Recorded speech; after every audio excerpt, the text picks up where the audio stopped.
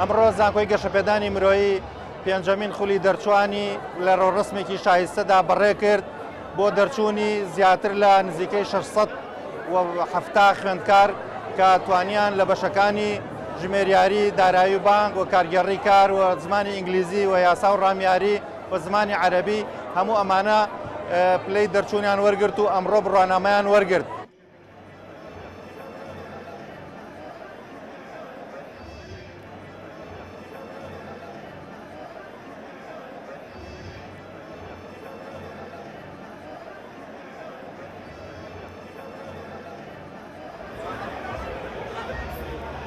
ڕۆژێکی مێژوویە بۆ هەمومان بە تایبەتی دەرچوانی بەشی زانستە سیاسیەکان لە ڕاستیە لە کوردستان زۆر جار قسە لەسەرەوە کرێکە بە هەمیشەی دەرچوانی زانکۆ ناتوان لە دەرەوە بتوان سوود لە شەهادە و لە بڕوانامەکانیان وەرگرن، بەڵام ئێمە بە تایبەت دەرچوانی بەشی زانستە سیاسیەکان چاومان لەوەیە کە بتوانین بەشداری بکەین لەوەی کە سیاسەتی کوردی بخەینە سەر ڕێچکەیەکی عیلمی.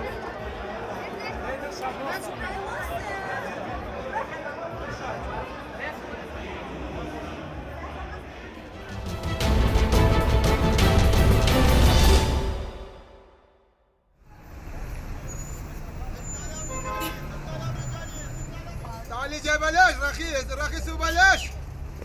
تعال تعال تعال بلاش تعال بلاش البس البس البس.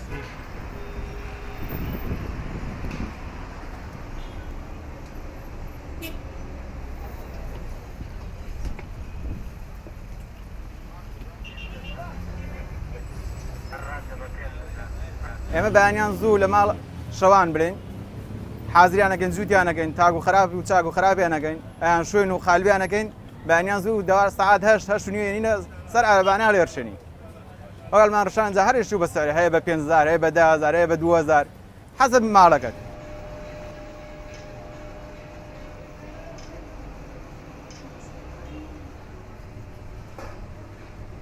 پێڵاوی لەنگە یعنی سعری مناسبە بۆ چینی فەقیر و هەژار باشترە. دۆشە هەمووشی مارکەیە، یعنی جەودەی باشە، هینی باشە، بۆیە من حەزم لێ دایمە یعنی ئێمە دەین و خەڵکی زۆرش دێت پێڵاوی لەنگە ئەکڕێ لەبەرەوە.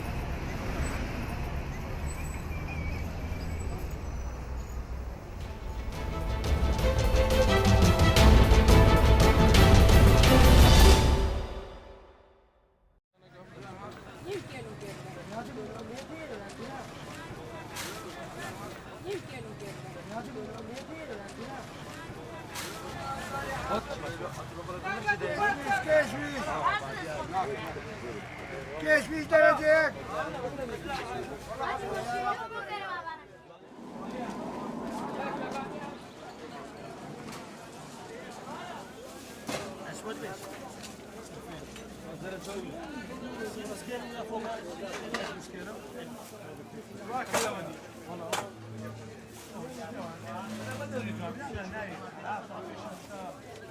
واسی زۆرتر پاییزە و لە ئێستا بەدەوە هەنار دێ و هەناری خۆش هەمانەی هەڵب جەمانەیە هی شارەبان دێ زۆری کڕیار لە ئێستا بەدەوە و دەست پێەکە هەتاوێکی فەسلی تەوا بێت تا مانگی 12 خواسی هەنار زۆرە.